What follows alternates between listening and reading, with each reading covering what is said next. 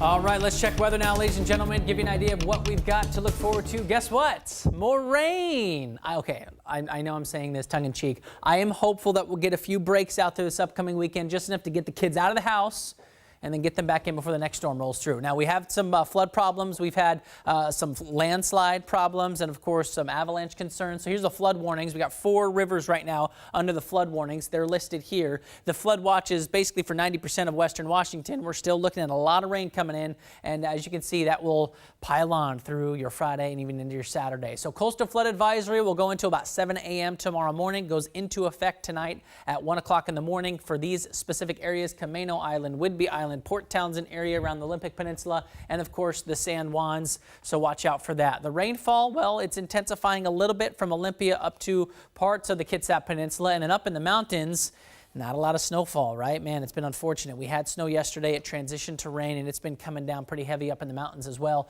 I think as we head into tomorrow, we'll have that snow level drop to about 4,000 feet.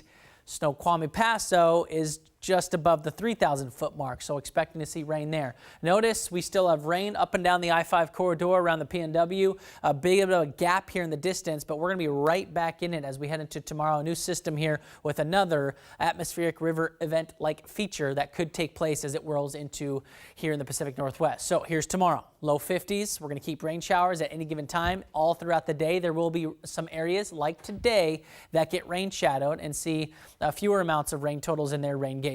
However, those are going to be specific areas. Well, I guess I could show you right here. I think they're going to be from Port Angeles due east up to Oak Harbor, Everett. You might be considering that, and then pointing northward to Mount Vernon. Everybody else will get a good amount. So over the next couple of days, from now through Saturday midday, I mean, look at this. We're talking about another ½ of an inch to an inch across the entire area. The coast, you've already been seeing 2, 3, 4 inches for the north coast. That's just today, and of course it's still coming in. So scattered showers sticking with us. Snow level will eventually get to about the 4,000 foot level up in the higher terrain. No real time frame of when we're going to get the biggest gap in precipitation. I think there could be a good gap going into tomorrow evening. Notice really late.